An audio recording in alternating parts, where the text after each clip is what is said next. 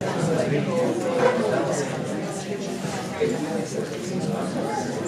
evening, everyone. If those of you who are still wandering, find your seats. My name is Jillian Joyce. I'm the Executive Director of Alianza, Agri-Cultura, and I would love to welcome all of you here. Thank you so much for coming out. First of all, Taos Center for the Arts, you guys are incredible partners. These guys are always ready to partner with us to do great programming around land and water and land-based people. And we couldn't do events like this without them. So thank you so much, TCA staff.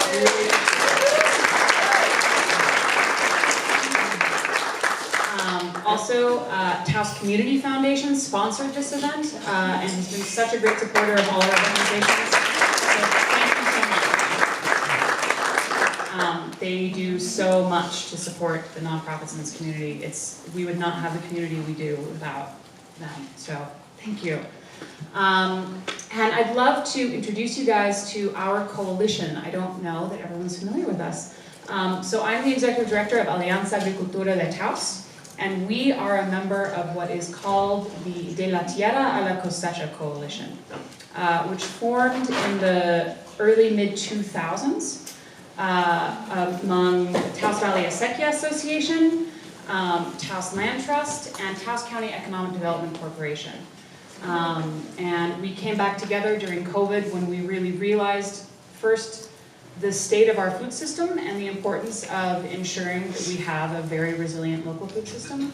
And two, the challenges of being nonprofits in a small rural community, often fighting for the same funding. We realized that too often we were stepping on each other's toes and duplicating services and duplicating efforts.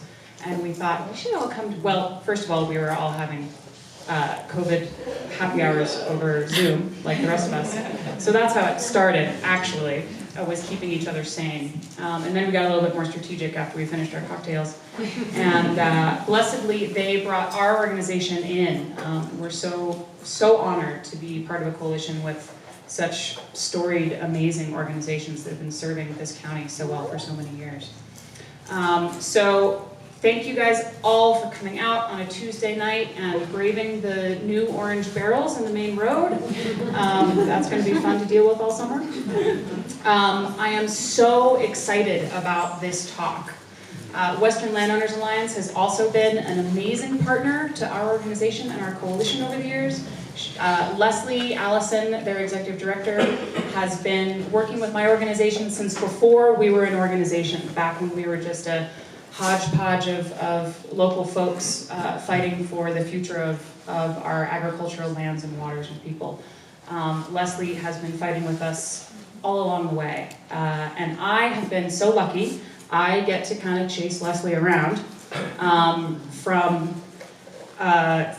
public meetings in Silver City to muddy back roads on ranches in Savoia, from the Roundhouse in Santa Fe to Washington, D.C., to many, many Zoom meetings. I have gotten to spend a lot of time with this woman over the years, and every time I get to hang out with her, I walk away thinking more deeply about the challenges that we face as land stewards, caretakers for our lands and waters, and the challenges that our lands and waters face, and more expansively about the potential solutions.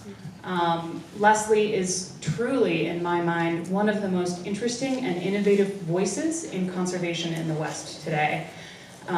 Just to put the pressure on.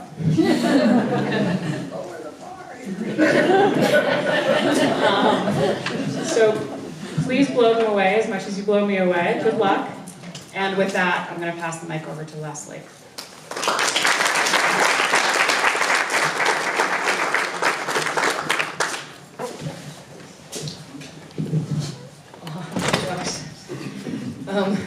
That was lovely. Thank you, Jillian. Jillian's been a phenomenal partner to us as well. And again, just to echo all the groups that put this together, thank you so much for our hosts, our sponsors, the coalition. You guys are really lucky here in Taos. I'm gonna just tell you right now, if you're not supporting and donating to these guys, you should do it. Really encourage you to do that because it's rare that we get that kind of collaboration in communities like this, and it's a beautiful thing. Taos is also very close to my heart. I actually grew up in New Mexico. I grew up in the Pecos Canyon up north of Pecos, and then in Santa Fe, went to school. But actually I came to kindergarten in Santa Fe. My mom was a school teacher here, both at the elementary and at the Taos Pueblo. So I have very early memories of Taos, which are very close to my heart. So New Mexico's home, my favorite place in the world. Glad to be here with you all tonight. I'm going to talk a little bit about Western Landowners Alliance, and then we're going to dive into the talk. But I think it's important that you understand sort of who I represent and what we're all about. Diving in, we are a West-wide, landowner-led, landowner-founded organization, and our mission is to sustain working lands, connected landscapes, and native species. And we represent people, our membership is 13,500 or whatever, and growing strong every single day. We have more members joining. We represent landowners, land managers, partners, and supporters all over the West who are dedicated to keeping working lands, and we'll talk about what those are, whole and healthy for the benefit of people and wildlife. And what I love about working for Western Landowners Alliance is that our members come from all walks of life, from the entire political spectrum. We have as far left and as far right as you could ever want to have in one organization. It tickles me pink when I see that, when I see new members come in from both sides, and maybe we're doing something right. It also means we get shot at from both sides. We're too green for some people, and we're too conservative for a bunch of other people. And that's just the hazard of being in what we call the radical center.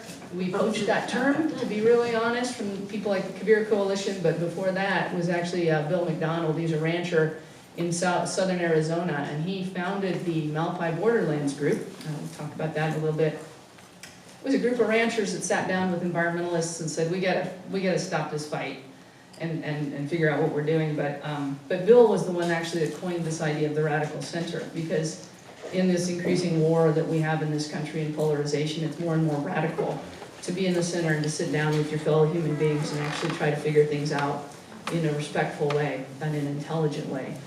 So that's really why, and then Courtney White and the Kabir Coalition and all these folks have sort of helped lift up the Radical Center movement. We're very proud to be a part of that movement. And so I'm sort of curious about the audience here tonight, just to know who I'm speaking to. I've learned that's important, actually. So how many of you here are a landowner, land manager, involved with land? Just raise your hand. Awesome. Look at that. How many of you here identify with, say, an environmental group or as an environmentalist? All right. Excellent. How many of you here with a government agency? All right. It's a really good mix. I love that. Super. Well, those of you who took the time to show up here this evening, you care, right? No matter what your vantage point on all these issues is, you care.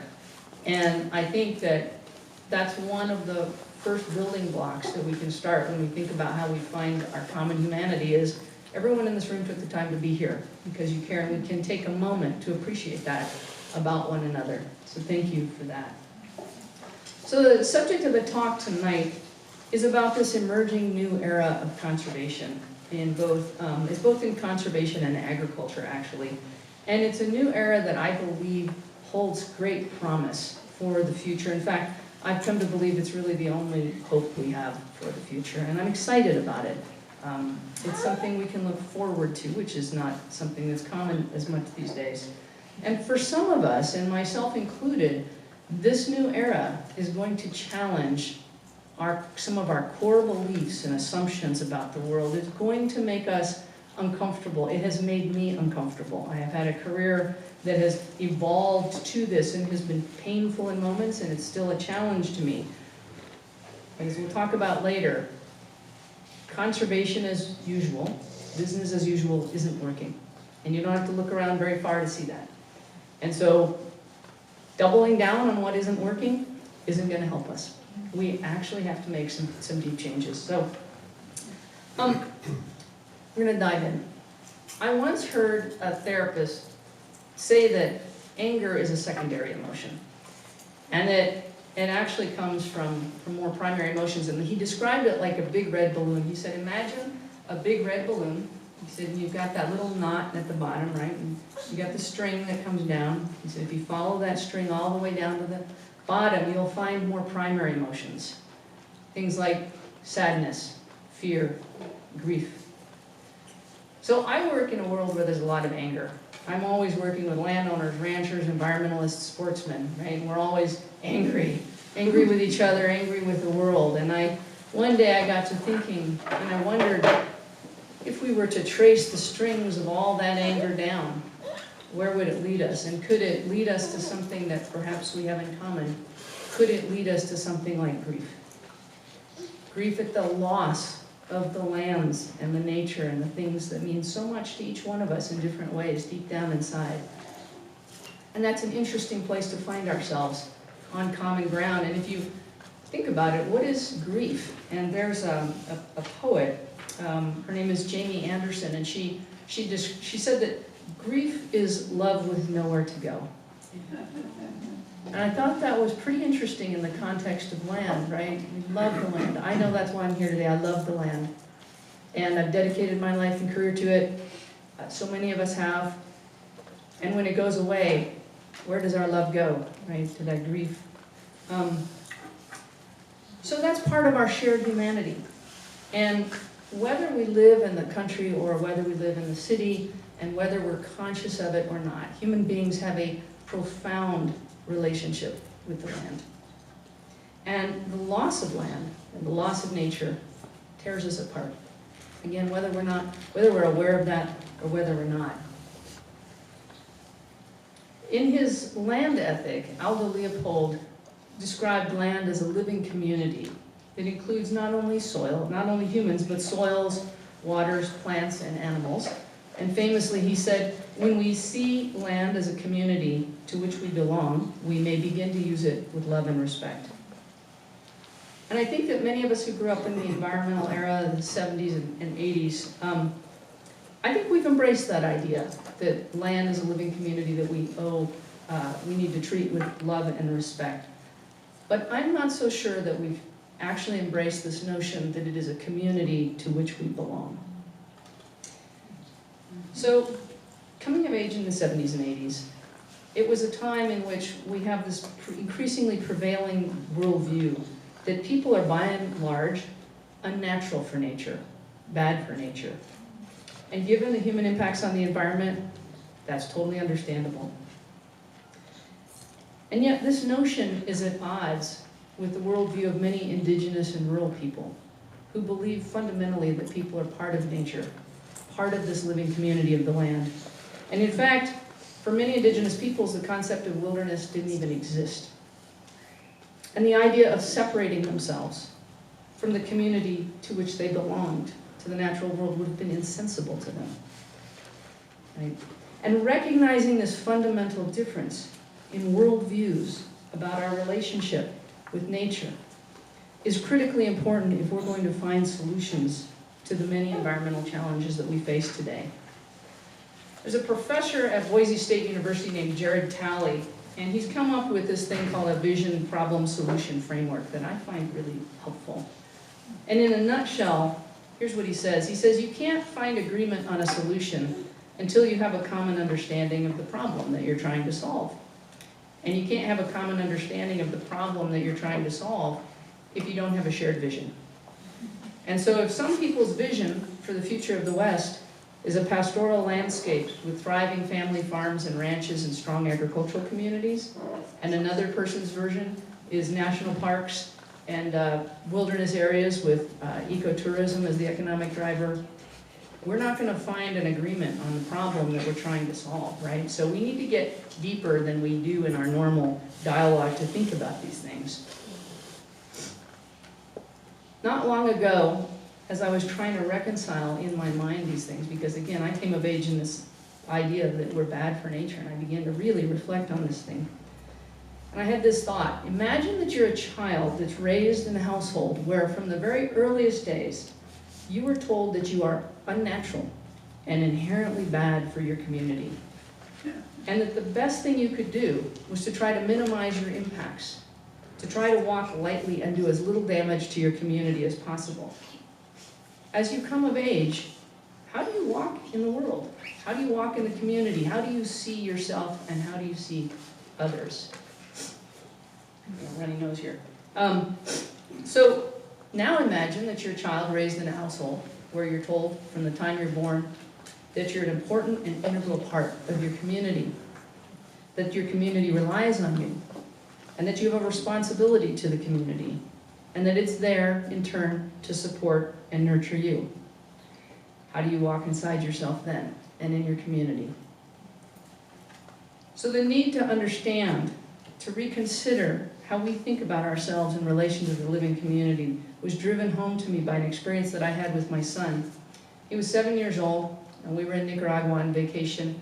We were sitting on the stoop of a restaurant. It was a beautiful, balmy evening. I was watching the sunset, really enjoying myself. And my son, sitting next to me, puts his head in his hands, and he says, "Mama, the world's a bad place, isn't it?" And that just about broke my heart. And I said, "Why did you say that?" And he said, "Because we ruin everything, don't we?"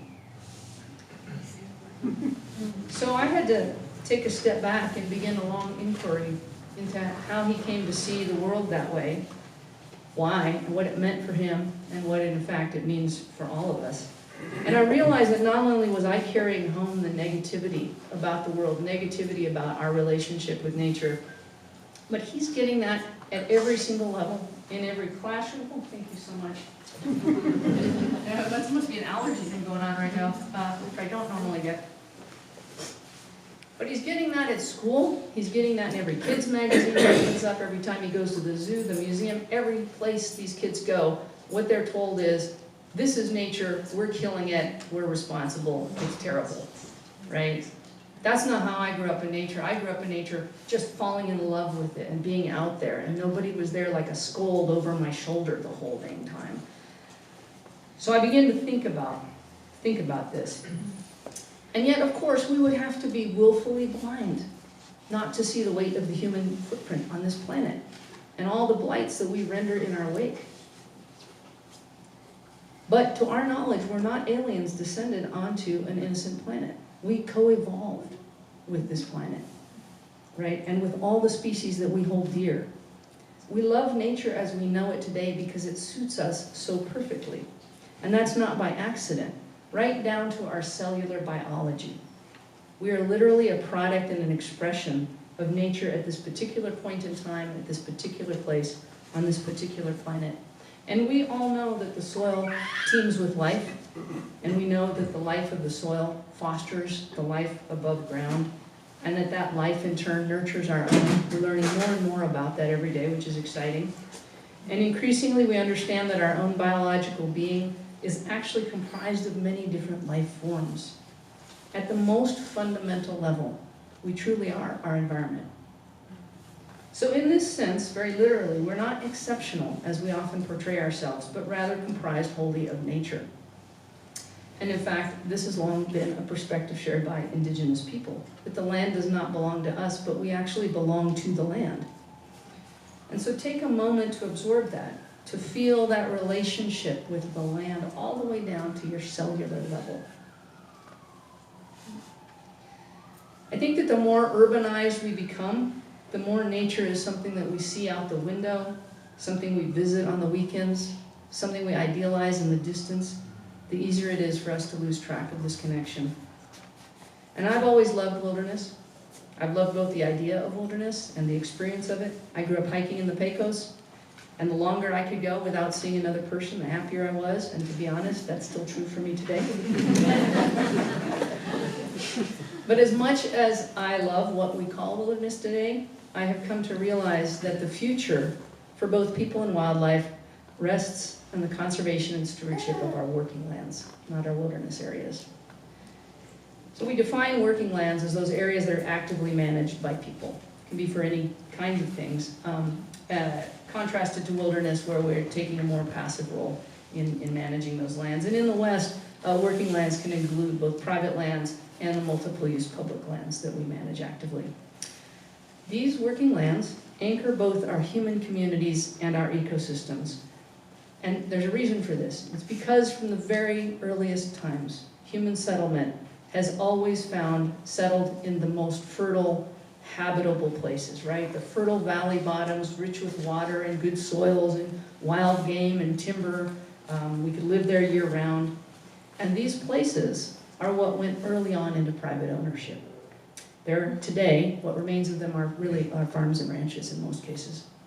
And they're not only the most habitable places for people, up to 80% of wildlife depend on these lands to survive, including 2/3 of endangered species. But of course, we'll talk in a minute, they're also very important for wildlife. And I do want to note here that in the West, the surrounding multiple use lands are both ecologically and economically interdependent with these really important private lands. The thing that we forget so often in an urbanized society, we can talk all day about 80% of wildlife depend on private lands for survival, and they do, but 100% of people depend on working lands for survival.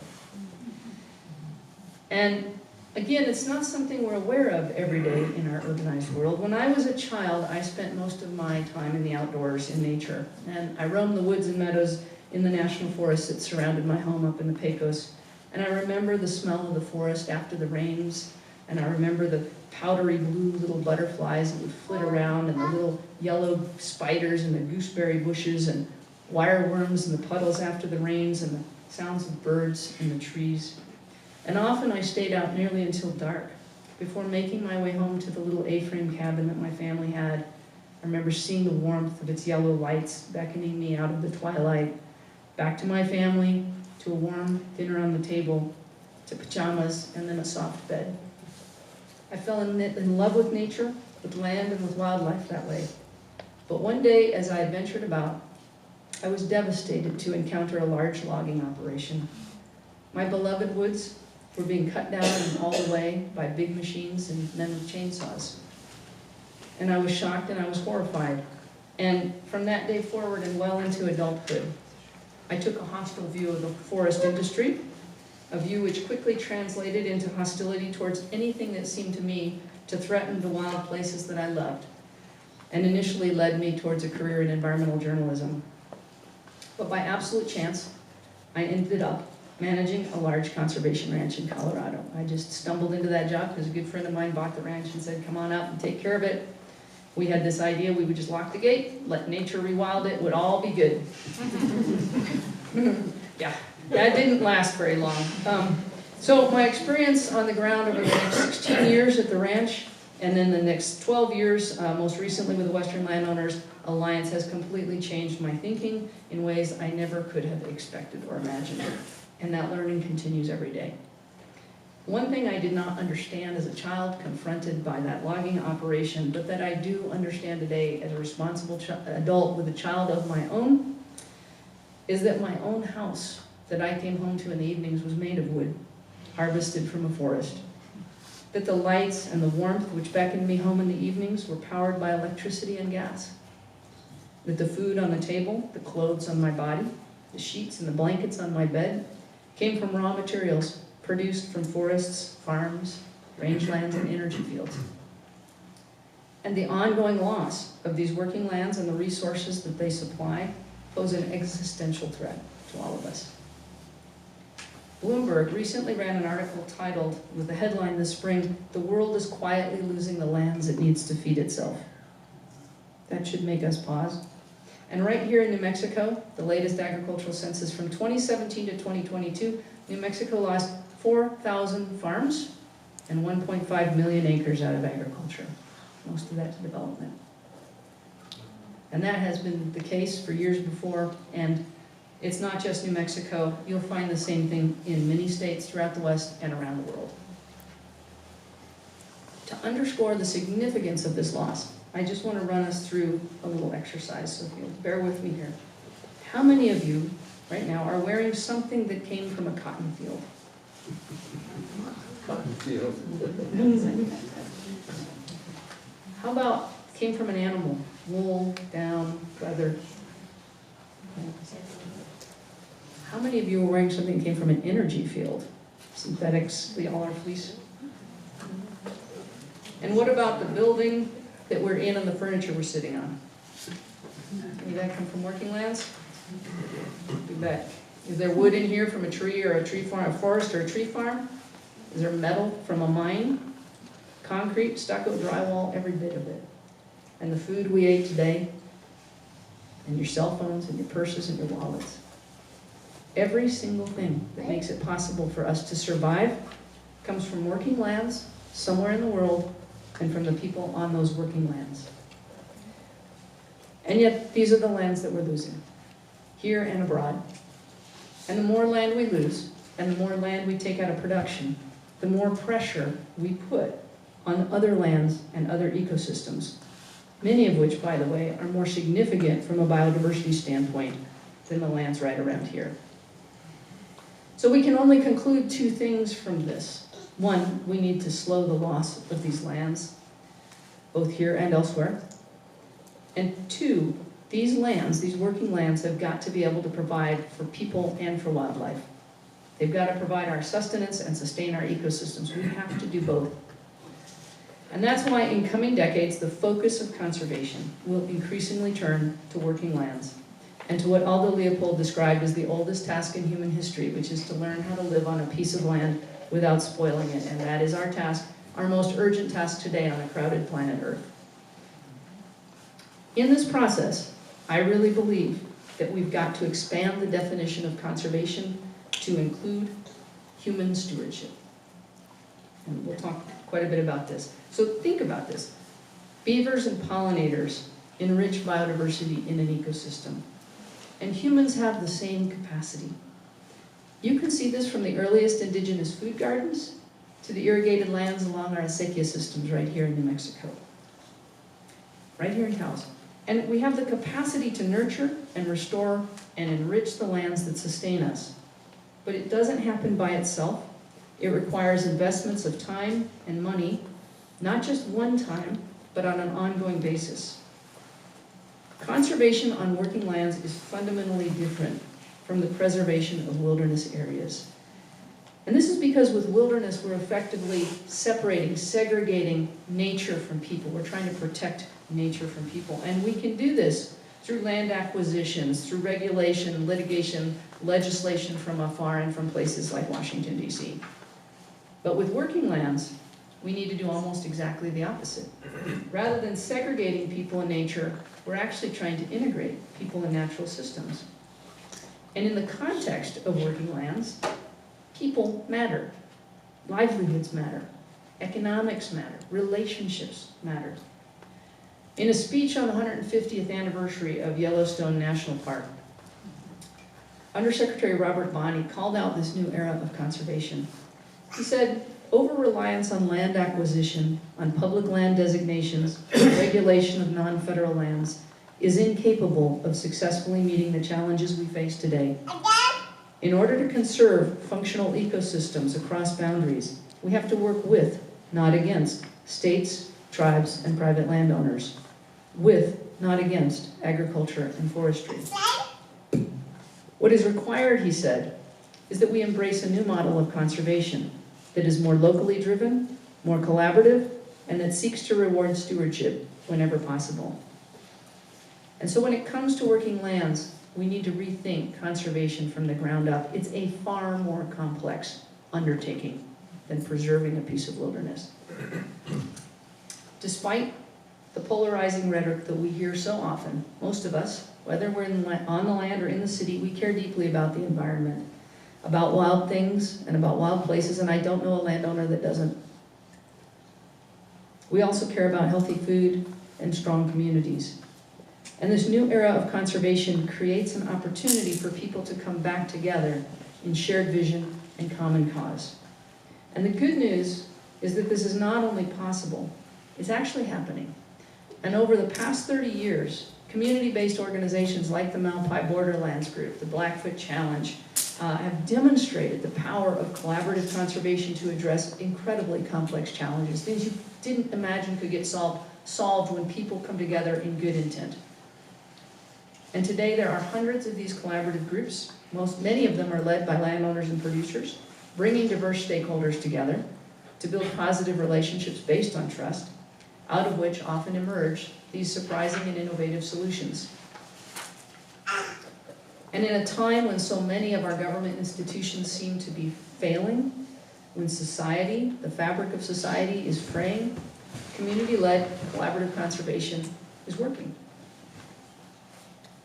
And to build on the scale and the success of that, we need to invest far more in local collaborative capacity. The groups that brought us here tonight, for example, that's where the game needs to be. Other challenges to collaborative conservation that require our attention include non-participating stakeholders who would rather litigate than collaborate, and the siloed authorities and high turnover rates within our public agencies. So there's things we have to work out with collaborative conservation. It's not perfect. And yet, as powerful as it is, as powerful as collaborative conservation is, it's limited by powerful forces that are far beyond local influence. So let's step back for just a minute and consider the landscape in the lower 48. At least half of it, actually 60% to 70%, is actually privately owned. At the 50,000 foot level, what is shaping the landscape? What makes a decision for something to become a subdivision or a Walmart or a new highway? It's economics. Right? That's the fundamental driver of change. This is what's driving nature off of the map, literally. And there's no amount of pleading or partnering or regulating or litigating that can hold up against the opposing economic forces. If we want to be successful, we have to address economics. So it's widely held within the conservation community that legal permanent protection is the only real conservation or real justification for public investment. But as nature itself and human history will attest, there is no such thing as permanent legal protection. This country has broken virtually every treaty we've ever signed with indigenous peoples because they became inconvenient to us. Today's swinging political pendulum reveals the fragility of laws and regulations in a highly politicized environment, and entire governments are subject to change. Legal protections are not worth the paper that they're written on when environmental, economic, or political or social forces overwhelm them. Working lands provide an opportunity to better align economics and culture with conservation for more successful and more enduring outcomes. But we need to strengthen, rather than weaken, the economic drivers that enable landowners to keep land whole and healthy for the benefit of people and wildlife. And so what are these economic drivers?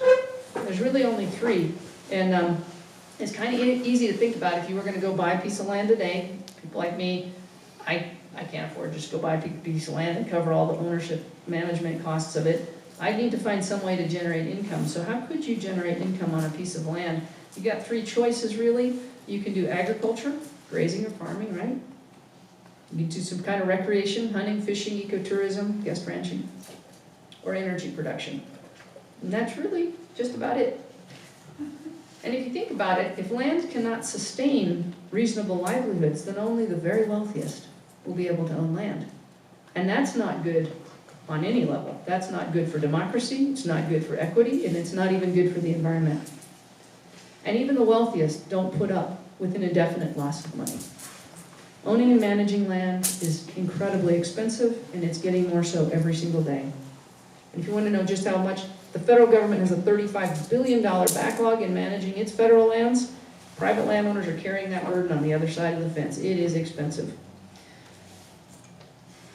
So, of these three drivers, agriculture is by far the biggest. And it's what's holding much of our West that we love together.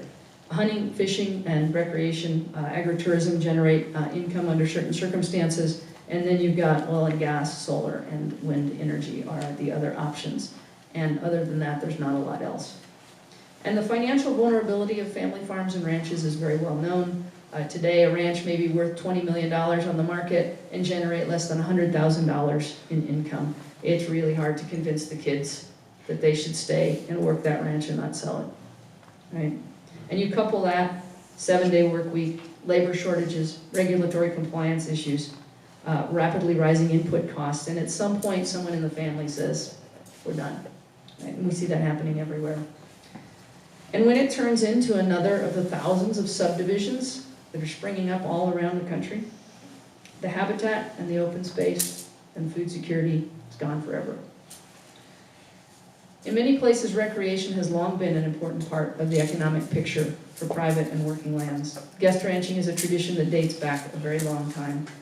And the ability to generate income from hunting and fishing and ecotourism is part of what's keeping our private lands healthy and viable and intact today.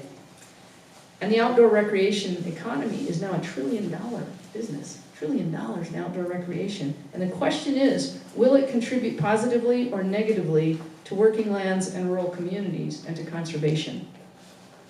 It's time for a very serious conversation between landowners and sportsmen and the outdoor recreation industry about how we can work together to better conserve the resources that we care about. And finally, there's energy. The ranch I managed would not be there today. It's flourishing with wildlife, one of the crown jewels of the country. Wouldn't be there today if it hadn't been for a small oil field that was developed there in the 1930s. And that's true for a lot of places. And now more and more lands are getting involved with solar and wind and so forth. But energy can also be a double-edged sword. And just in the last couple of weeks, I've been talking to two landowners. One was restoring black-footed ferrets, one of the most endangered mammals in North America. On his ranch, he's been working on it for a decade. Another woman has dedicated a large part of her life to setting up a bird sanctuary, bringing kids out from Audubon and other groups to educate them. It's a beautiful place. She and her husband just retired. It's right outside the ranch headquarters. It's their pride and joy. Both of these have transmission lines going right down through the middle of those projects. Right? They're both fighting with everything they've got. So we've got to do something about how we site our energy projects and our transmission lines. So how do we better align conservation and stewardship align economics with our conservation and stewardship, and who should pay? We in the agricultural community have long heard from wildlife advocates that ranchers and farmers should not be compensated for wildlife impacts because it should be part of the cost of doing business. And we get the question, why should the public pay for something that landowners either should be doing or already are doing? And yet it is precisely because, as a society, we have not supported those things. We've not been willing to pay the real costs of food production and environmental stewardship, that we are losing these lands and resources. People on the land need to be able to earn a reasonable livelihood while delivering not just food and fiber, but the many public benefits that these lands provide. Our cities and our suburbs occupy some of what was the most biologically productive and diverse habitats on Earth. You will not find wolves and grizzlies in San Francisco or Denver anymore, however. You won't find Chiricahua leopard frogs or black-footed ferrets either. We have driven them out of these places where we live. Most of us who live in these cities and suburbs have never held ourselves accountable for those impacts. Taxpayer contributions, through state and federal programs, I can tell you, are negligible. Our working lands that are shrinking literally by the hour cannot bear the entire moral and financial responsibility of conserving and stewarding our remaining wildlife and all the other resources while continuing to produce healthy and affordable food. You might say that it takes a community to sustain a community. I always have this little picture in my mind that you're at the farmer's market, right? You've got the booth that's selling the meat, and you've got the booth that's selling vegetables, and another one's got cheese, and maybe the one down here's got the fruit and the dried flowers, right? And there's a line at each of these booths, and then there's this booth down at the end, and it's this poor guy trying to sell wildlife habitat stewardship. So if you're there on a busy Saturday morning and you're looking for the shortest line, that would probably be the one to go. So how do we fix that? Right? How do we fix that? Emerging environmental markets offer some promise. As they develop, we have got to make sure that they're truly impactful for landowners and communities. We cannot afford for the bulk of that value to be extracted up the chain by middlemen, and we need to ensure that the results on the ground and for the environment and climate are meaningful. And one of the things Western Landowners Alliance has been working on with landowners is this idea of habitat leasing. It's a very straightforward thing. We understand leasing in the agricultural community. We lease land for many things. When wildlife are consuming the resources that we need to make our living, maybe there's a way we can find some compensation that works there in the form of a habitat lease. And we're seeing a lot of success, actually. That's been pretty exciting. We got a really neat project happening up in the Northern Rockies with that's at scale. It's very exciting. So, in summary, Working lands are absolutely essential to the survival of people and wildlife, and these are the lands that we're losing. And for this region, the future of conservation will focus inevitably on private and working lands. And in this context, we need to rethink conservation from the ground up. We need to recognize our dependency, our impacts, and our shared responsibility for these lands. We can't just point our fingers anymore and go, well, the industry, right? It's us. Conservation isn't something that you buy. It needs to be how we live, and collaboration is essential. And that's why groups like the ones that are hosting this tonight are so essential. And we need economic drivers that support the full range of values that we're asking these lands and the people who steward them to provide.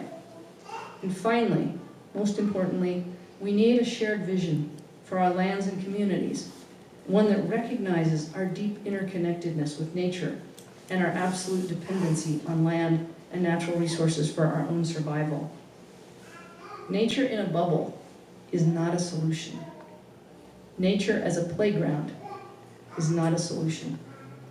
The annihilation of nature surely is not a solution.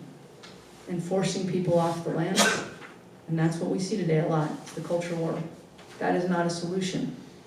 But working together to invest in and conserve and care for the lands that sustain us as a community, as members of that community, that is a solution. And I would argue that that is the only solution. And it's folks like you that turn up and take the time and care enough to think about these things who are the ones that are going to lead that. And I thank you for turning out tonight and listening.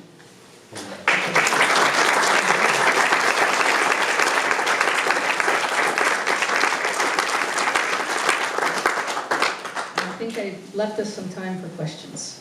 If there are any.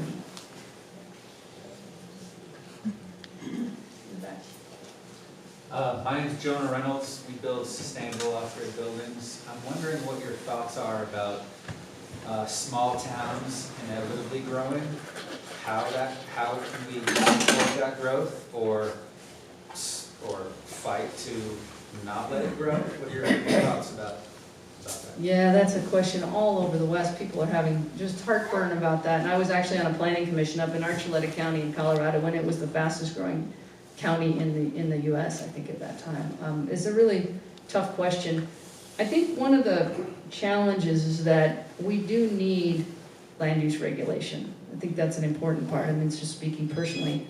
But one of the problems I think we've had in the environmental community is that when we don't want to pay the real costs of things, we turn to regulation. It's a real cheap, quick and dirty solution to solving those kinds of problems, except that it really doesn't ultimately solve the problems. It creates a lot of pain out there. So, a lot of people here in New Mexico, land is the biggest financial asset that they've got. In some cases, it's really their only financial asset. They don't maybe have a 401k plan like some of us do. They don't have that luxury. Maybe they're planning on doing something with that land when they retired. Maybe they've got kids that need to come back and build a house out there on the property and help. Maybe they need to chunk some off for development as a way to get through. So when you regulate people out of being able to utilize their only financial asset or an important financial asset, you've created an injustice, right? And injustice doesn't sit well. So again, it comes back to, do we have incentives? Do we have the collective will in our society to put money on the table, to make it economically competitive to keep these lands intact, so that when that land does sell, it sells to somebody that's going to keep it open and farm it or do something with it, right? That has to be economically viable. The more downward pressure we put on those working lands, the less economically viable they become, the more the chances that's going to turn into a development when that person needs to sell it at the end of the day. So I would argue the first thing we need to look at is economics and finding ways to reward people who have kept land open rather than punishing them. And Chaffee County, Colorado has come up with an interesting approach that's just worth chewing on. They're one of the fastest growing counties now in the country. And they were losing their farms and ranches and open space. And so they sat down together and they actually passed, I think it was a 1/4-cent sales tax. And they visited with farmers and ranchers and community members and developed a plan. And a piece of that is that they actually will pay farmers and ranchers a certain amount per year to just stay in business, to just keep that land open and keep it well managed, to make them, to bolster them just up a little bit so that they can hang on a little bit longer. So that was an interesting approach, and it's gonna take solutions like that. I also do think that we need to give a lot of thought to, how we plan developments. The further out from town you do developments, the more we encroach in wildlife spaces and agricultural communities, and so we need incentives to bring people, close to town when we build as much as possible. There's even funny things that you don't think about. A lot of us like the scenic gateways, and so when people are planning developments, they'll say, let's get those houses out of sight and push them back behind the ridge so they're not along our scenic gateway. Sorry, let me do that backwards. But what that does is it pushes development into those wildlife corridors, into those agricultural lands. It means all of our utility lines have to be further extended. It means we need more roads and more gravel to get to all those homes. So we need to be thinking about more than just the aesthetics of how we develop our communities. We've got to think about the function as well. So that's a long answer. I don't have the answer to that question, but I think it takes communities coming together and not trying to regulate the answer as we do, just as a knee-jerk every single time.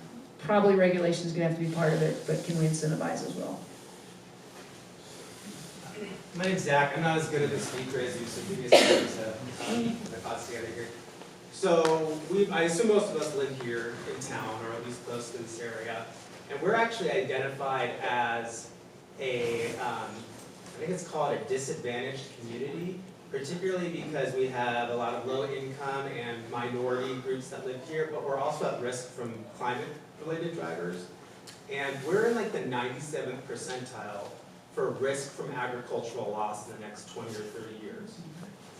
This idea of working landscapes, what happens when they stop working? And what happens when we can't farm them anymore? What happens when we don't have water? What happens when we can't do the things we used to do there? How do we solve a really tough and complex problem like that while also recognizing that people definitely need to make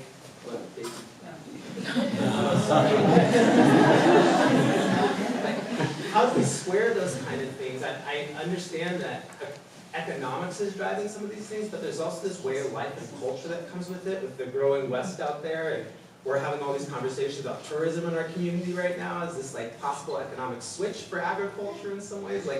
Help me think through those kind of things. Yeah, dude, great question. I think it's kind of the question of our day, right?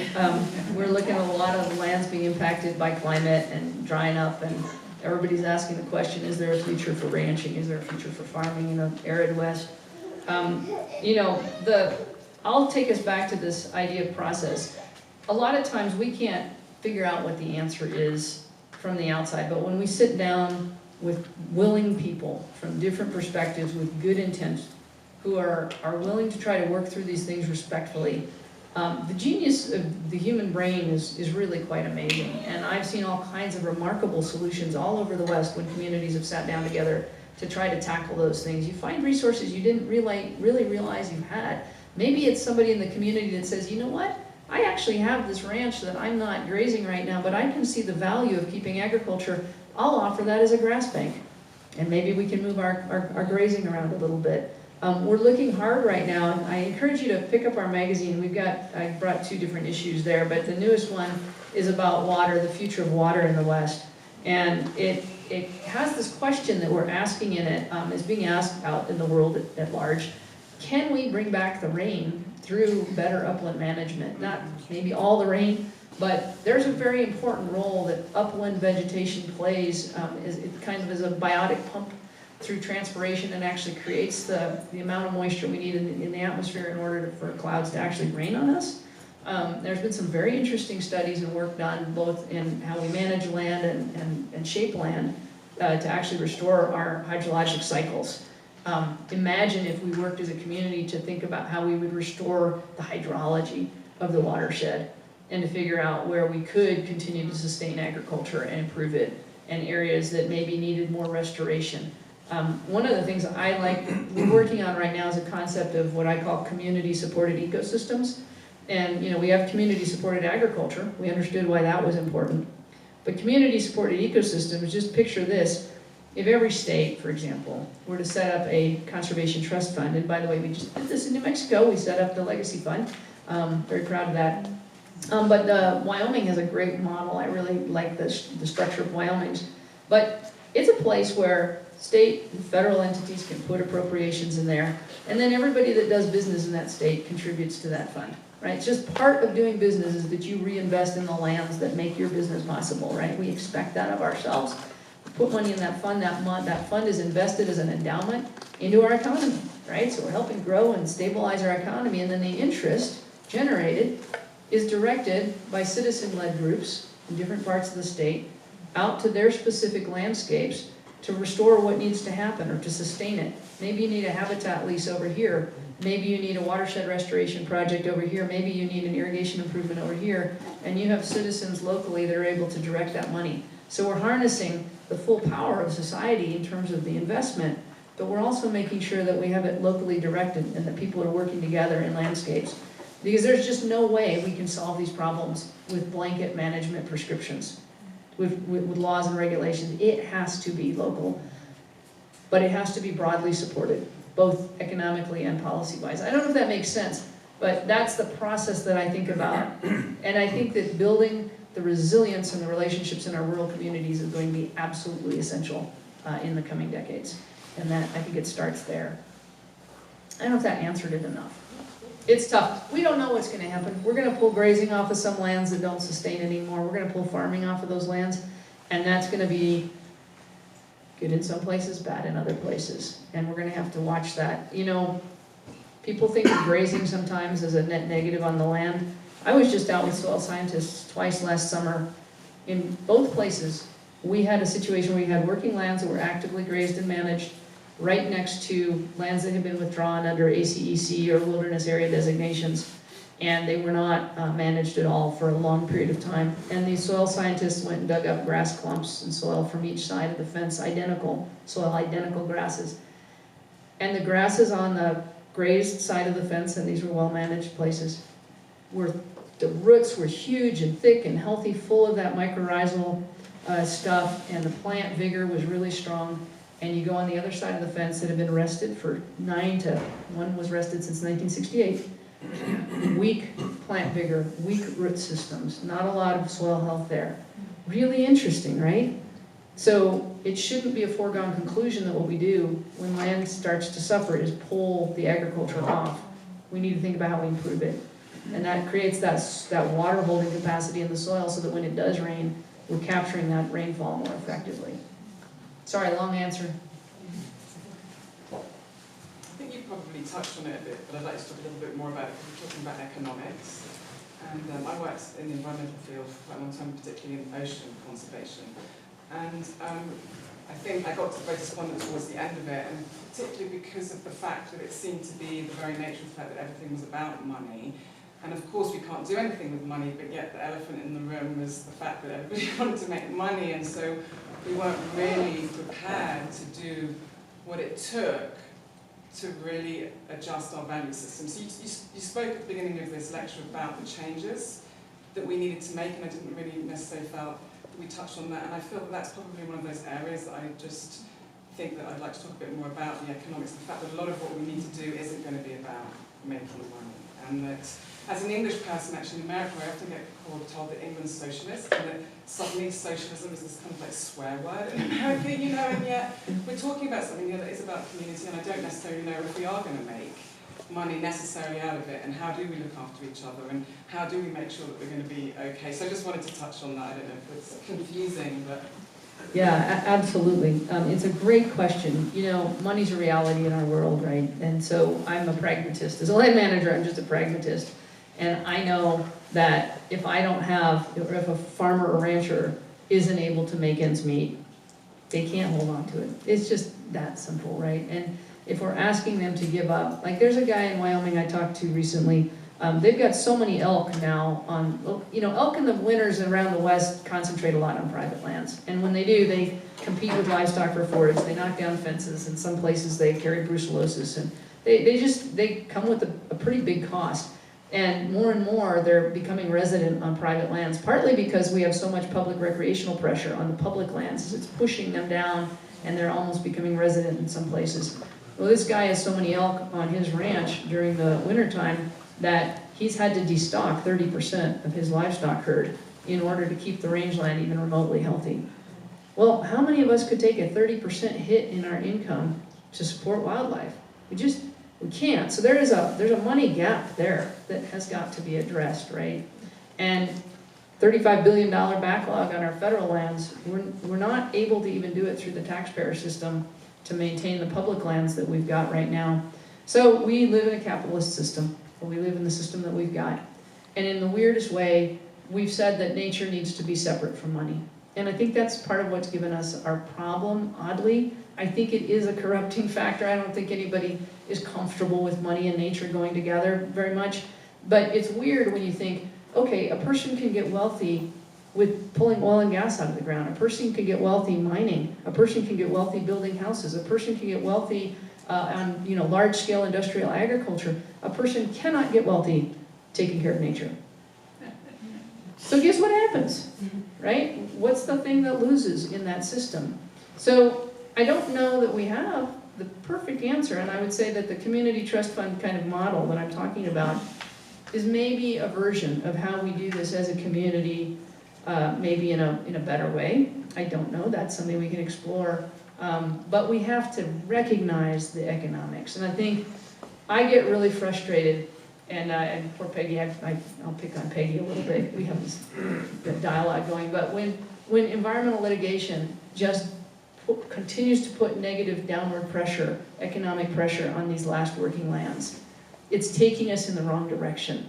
There is a role for environmental litigation. I'm not picking on any one particular organization or not, but it has become an overwhelmingly negative force and a downward economic pressure, and we've got to do a better job of figuring out how to solve these problems than just litigate. We have got to put some money on the table from all of our pockets to help lift up the things that we're trying to save. So that's how I think about the money thing, but I think it's a really important point. Do you know anything about the little town east of Salt Lake that 2 years ago they put a moratorium on building because they only had that small lake? Do you know anything about that case? I don't, but I know that probably every small town in the West is wishing they would do that. And I'm hearing from farmers and ranchers who have notoriously opposed, land use regulations, saying, maybe we should consider land use regulations. But one community up in the Blackfoot Valley actually did do that. They did land use regulations, and they said you can't develop anything smaller than, I think, 160 acres or something like that, to conserve their ranching heritage and way of life in the Blackfoot. Lo and behold, a few years later, their kids couldn't come home because they couldn't afford those parcels. Right? So there's always these trade-offs. I personally, probably shouldn't say this too loud in front of my larger membership, but I don't know why we continue to be okay with second, third, fourth, and fifth homes that sit there unoccupied. Just saying. I've got nieces and nephews who can't afford to live anywhere. They are roaming the country looking for affordable housing, and we've got people that be living in the national forests now. We really have a huge problem, and why companies can come in and buy up all these places and jack the rents. That's what I think we need to start getting a handle on. Thank you for that. In a town where 50% of our houses are currently vacant, most of them being second homes and vacation rentals. So Taos County is currently in the middle of a new county comprehensive plan process. And we have 2 county commissioners in the room right now. I am wondering what you would recommend that we all be advocating for in the comprehensive planning process, and what policies our county commissioners should be adding to their platforms in this re-election season. Oh boy, oh boy. No pressure. Well, I'll start by telling you how I got on the county planning commission. It was because our county, the ranch I managed was all about wildlife. We wanted to create wildlife habitat. We did in abundance. It's an amazing place. And then one day, the county sort of woke up and said, gosh, we've got wildlife in this county and it's important to us, we gotta figure out how to protect it. So let's create some land use designations and overlay, wildlife overlay that will protect the wildlife from those landowners. And I got really frustrated with that. I was like, great, no good deed goes unpunished. We do this, and now we can't build a shed, we can't put a road in to manage our forest because it's in your wildlife overlay, and now you've devalued the property, and even though we didn't plan to sell it, it still ticked me off. And I went into town and I just blew up at them. And they said, well, that's a good point. Now you're on the planning commission. So for the next 2 years, I tried to figure out how we save wildlife in that county without any money in the county to do it, because we were always a broke county and we didn't have money for incentives, right? Really, really tough thing to do. So back to the county and how we would, what I would recommend. There's a number of things. First off, the working lands are so important, and let's try not to put inadvertently negative pressures on those lands. Let's try to do everything we can, like Chaffee County, to support what's working. You know, we focus on problems in this country. If we would support what's working a little bit more, we might find some different pathways. And we're doing that in Wyoming, actually, with habitat leasing in a really cool way, and it is popular with everybody. And so it's a long story, I won't go into it, but support what's working. Support what you care about. Find ways to support it, not to penalize it, not to hurt it. That would be number one. One of my pet peeves is the way property tax structures work.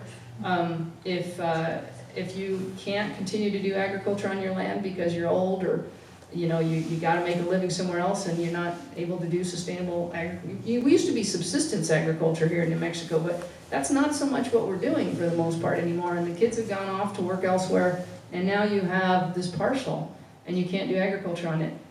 Should your taxes go up on a fixed income to a place you can't afford and you have to sell it into development?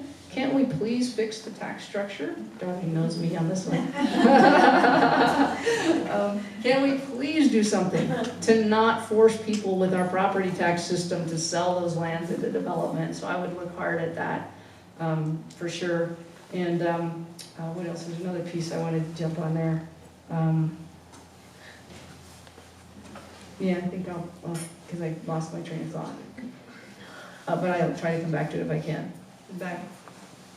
Hi, thank you for everything that you said, very powerful and meaningful for all of us. A couple things, I also want to promote the county's comprehensive land use plan and the audience to get involved and pay attention to that. My question is about transfer of development rights. Are you, can you talk about that and if it's been effective or not? And then the third thing was to recommend when you use the term city or urban or urbanization to distinguish it from suburbanization. I think cities and real urbanization is a huge solution to what we're talking about. Imagine Manhattan at the density of Taos. Yes, we lost Manhattan, but we got like Manhattan. You may not want to live there, but boy, a lot of people really do when they go there. So that's debatable. It's not for everyone, of course, but I would just ask that not give cities or urbanization a bad name. I think it's suburban, and even the suburbs are not in themselves bad. They're just everywhere. The sprawl and mandates the car. So I just want to suggest that and ask about the transfer of development rights program. Yeah, absolutely, and I am familiar with TDRs. So I totally agree with you about suburbs. I live in a 5-acre subdivision. I will be the first person, and I'll probably be the only person in my neighborhood that said we need to be doing lot splits and we need to consolidate our development into the core and not keep sprawling it out there. 35-acre subdivisions are one of the worst things we've ever done. I think so. I do think we need to address that, but it's a heck of a fight. So. But I do think, and I agree with you, I think urbanized centers are part of the solution, 100%. I think the car culture in the suburbs, we've known the smart growth policies, I think are intelligent. We need to be paying a lot of attention to that. You know, transportation, public transportation, walkable cities. I think those are fantastic. I think we need to be doing more green infrastructure in our cities and in our watersheds to capture rainwater. There's some really neat projects going on. Tucson has an amazing one. Santa Fe's got one with that stormwater capture. that's really cool we should be looking at. So yeah, I completely agree with you. As far as TDRs, my limited experience with them is that they work in very high density areas. So Taos may be at that point where it could actually make that work. I know Aspen had one of the early ones. We tried it in Pagosa, it just wasn't ripe yet for Archuleta County. We just didn't have that kind of pressure at that point. So I think that's a factor. I know Santa Fe has a program they're trying to kind of get back on its feet, but they're not really integrating well with the land trusts, with the conservation easements. And so I actually was looking at some properties. I can do a transfer development rights for like 20,000. I could put an easement on it for 500,000. So they have to sync up. So if you're going to do TDRs, get your land trust, I think, in the conversation would be a suggestion I would have. But I think that's a wonderful incentive way of helping people financially who want to keep that land open. And it's an excellent example of an incentive. And I did think of the other thing I meant to say about Jillian, which I will say, is that we figure out ways to help your outdoor recreation economy support the working lands and the open landscapes that you want to keep. And there is a fight in New Mexico right now over how hunting tags are distributed between sportsmen and landowners. We're in the thick of that fight. We strongly believe it's very important for landowners to be able to generate income from the wildlife resources that they're supporting on their land. So, anything you can do to really harness that money that's coming in from outside and divert it to those areas that you want to save and help, I think is very important. So I'm sorry, somebody else had a hand. Thank you. Hi, my name is Carlos Arguello. In New Mexico, there's a very concentrated push for development of outdoor recreation, to the point where about 4 or 5 years ago, there was an outdoor recreation division created at the state level. The idea is to bring economic development to rural areas that are surrounded by all these public lands. So in the abstract, it sounds like a really good idea. However, a lot of these rural areas, especially in the northern part of the state, are historical, pastoral. A lot of it is land grant owned or pre-owned by land grant, but the lands are managed now by public entities like the BLM and the Forest Service. So those being the players in the picture, how do you have examples of how collaborations, how these developments, developing of the outdoor recreation so it doesn't overwhelm the community? How do you work together without those issues becoming acrimonious and difficult with the there's a lot of history. The Acequia culture is impacted, the watersheds are impacted. So how do you develop that outdoor recreation at a respectable pace so that it's sustainable for all parties involved? That is such a great question. Actually, we're running what we call a landowner sportsman working group. It's West-wide, and we've got all the big sportsmen's organizations involved, and we're asking this kind of question a lot. And one of the things that the group has said is we have got to have the outdoor recreation industry representatives at the table to help us solve these questions, because outdoor rec is becoming, it is $1 trillion industry at this point. And it has a huge impact. Just hiking displaces wildlife up to a half mile on either side of us, right? It's having a massive impact. We have this idea of non-consumptive recreation that's kind of a hallucination on wishful thinking on our part. We really do have that, and we're not really in that much relationship with the land when we go out and we just walk the trails, right? Ride our mountain bikes. And I'm a big mountain biker and hiker and all that stuff. I love our public lands and I love being outdoors. I think it's crucial that we all get outdoors as much as possible and that our kids do. That said, you're totally right. It's having a massive impact on rural communities. It can be good or bad. And so more work needs to be done there. And interestingly, if you talk about things like a backpack tax, or we start to talk about limits on human use, people aren't having it, right? It's my right, it's my land, I can go where I want, this is America, don't impinge on my freedom. And I would just say we've somewhere along the way lost the sense of responsibility that goes with the rights. And we've got to put that back into the equation. And that might mean we pay a fee. It might mean we have to reserve a spot when we go out in these places. And we need to share the economic benefits across public and private lands. Can't concentrate just on the public land, that hurts the public land, it leaves the private land out from that important economic driver. It concentrates people in one place. So we need, private land in New Mexico is about half of the land base, right? So how are we distributing the economic benefits and the ecological impacts across these landscapes and being respectful to the communities? One of the things, we just did a study, it had to do with the E+ program, but resident hunters spend most of their money in Albuquerque and maybe a little bit in Santa Fe when they go hunting. The non-resident hunters come in from out of state, they spend about 5 times as much money and they spend it in the rural communities because that's where they're buying their stuff. And we need to pay attention to those things and how they affect these different economies and communities.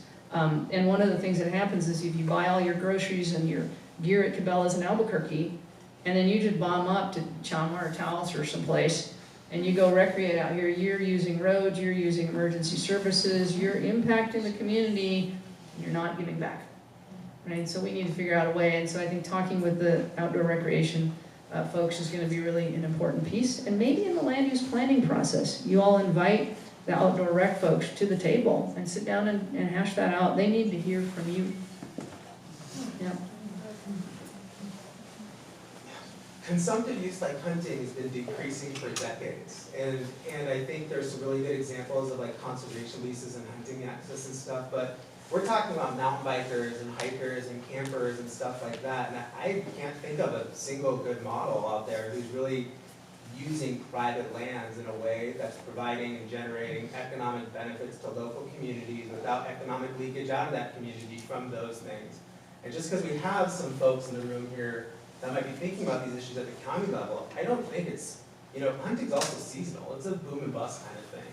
And so, I would think about outdoor recreation in a much broader sense of how we're reaching out to lots of people who are doing a lot of this non-consumptive use out there.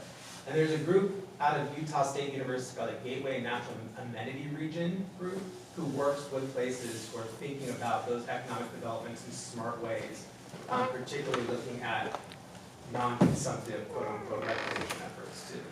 I think there's some good examples of hunting, but I just can't think of any others that are hiking, mountain biking, that kind of stuff, that's really looking at private lands and the benefits generated from those. It's actually emerging. There's some really neat groups out there. So there's a group called Land Trust, and it's not a normal what you think is a land trust. It's actually a group that brokers visits. They kind of function like an Airbnb, but for recreation opportunities on private lands.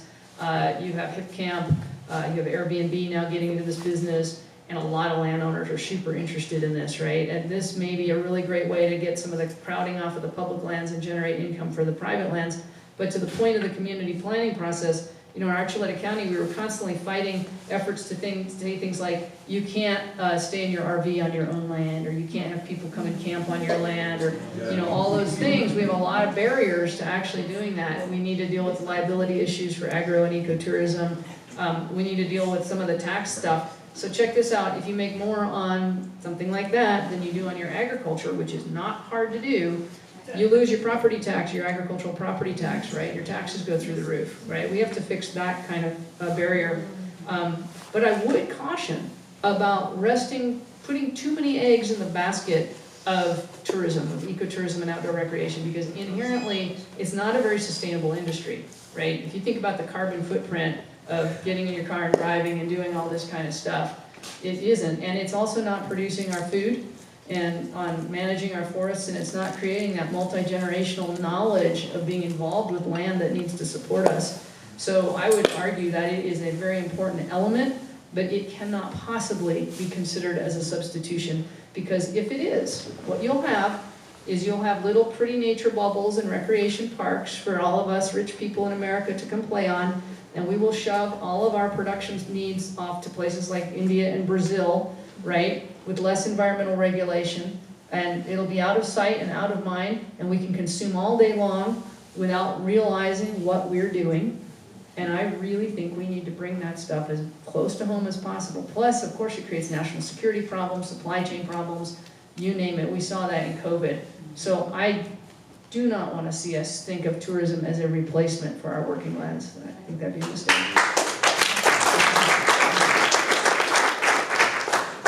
Hi, I'm Anastasia. You touched on hydrology, and I wanted to just sort of link hydrology, the Acequia system here in New Mexico, and affordable housing. They seem like they're not quite linked, but they really kind of are.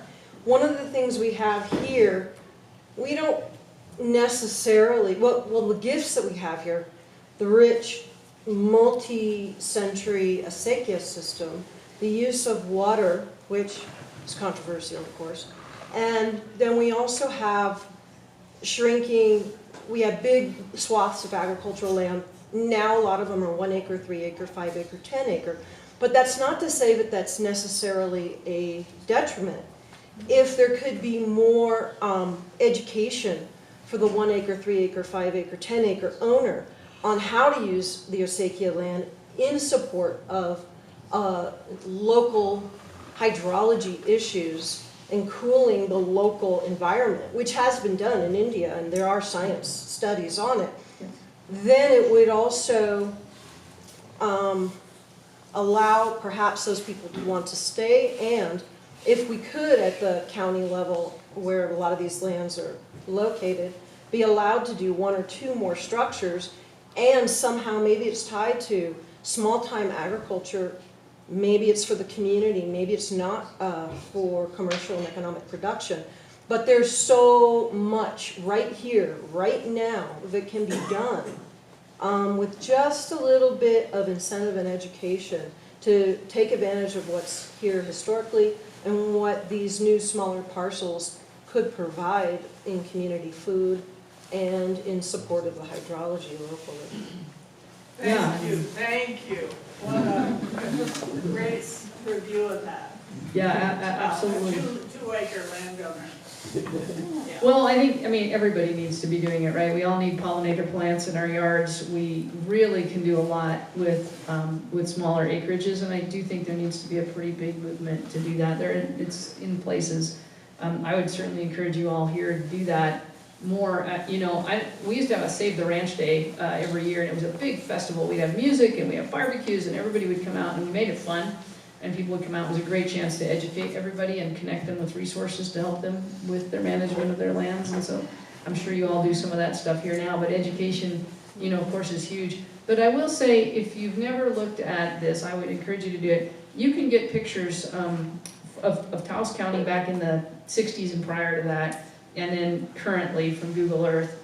And you can look along all the irrigated lands, and of course you used to see those long parcels like that, the Acequia land grant parcels.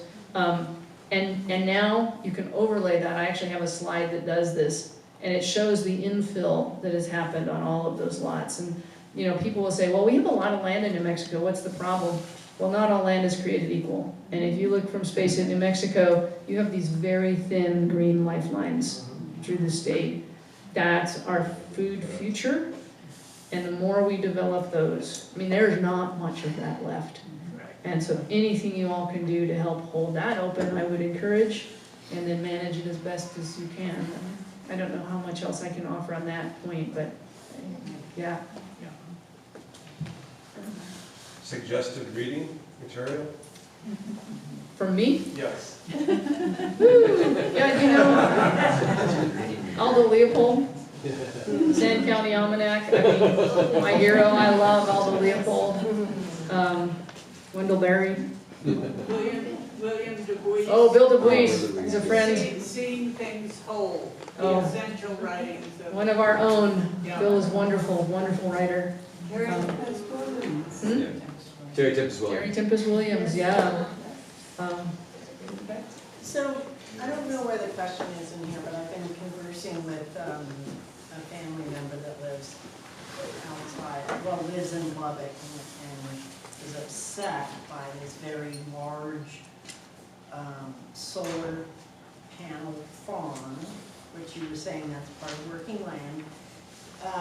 And that they cleared a big area where there used to be grasses, there used to be wildlife, et cetera, and now it's just dirt under there and nothing's growing. And I've been saying, well, there's the agrivoltaics plan for, the understory, et cetera, et cetera. So anyway, back and forth with that.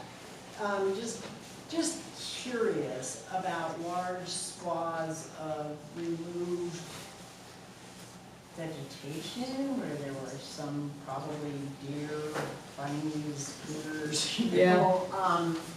And then all of a sudden it is working land, but now but there is something called agrivoltaic. So does that, I mean, how do we plan the agrivoltaics as part of a project like that? Or maybe it's planned and it's not implemented. I don't know. Yeah, there's a lot of people pretty distressed about the pace of alternative energy development right now, because it's sort of like we're all in on the climate crisis, so everybody's just gonna and roughshod over everything else out there. We gotta not do that. Completely agree with that. You know, it's hard to say. I know the BLM is dealing with this right now. They do it, you know, they have a mitigation policy in place that if you impact habitat here, you have to replace it at a multiplier somewhere else, and that kind of offsetting is one of the answers that the BLM has come up with. It's not a satisfactory answer to everybody, but it is one answer. When it comes to the private lands, I think you have to think about, you know, you're taking away their ability to generate income, also to produce electricity. And so I think, again, education, there's a lot of interesting technology. There's the agrivoltaics going on where you can actually graze under some of these things. We were involved with a really cool energy siting project in Archuleta and Rio Arriba counties. There's a community values mapping process in which communities sit down together, then they identify the values that would be at risk in the face of energy development of whatever kind. So you might say, oh, our view sheds, our wildlife, our water, and then somebody puts that on a map. And the place where those values accrue in one spot on the map become kind of hot spots where you want to avoid impacting. And then you can see the low spots that have less community values that could be at risk, and that can be places where you encourage siting of those lines. And if you have to site a line or an energy infrastructure someplace in a higher impact area, you can create a community host benefit agreement. In other words, a negotiation with the community about how they're going to give the community something it needs in exchange for this impact. So there's a bunch of tools I think you have to work with in that regard. I'm going to take one more question. I think we'll wrap up here. Folks need to take off. Okay, Jillian, looks like you got the point. Sweet. So I feel like there's a little bit of an elephant in the room when we're talking about working lands today, or rather a cow in the room. Ezra Klein last week, whom I adore, had a podcast at the New York Times titled "Cows Are an Environmental Disaster." And so I wonder what you see as the role of cattle ranching in this new era of conservation, and how we talk about that future. Yeah, it is the cow in the room question. You know, I'll tell you, first thing is we need better science. A lot of this, and I try really hard to pay attention to this because I want to do the right thing, and our membership wants to do the right thing for the world. So we really look hard at the science, and often it's an apples and oranges science.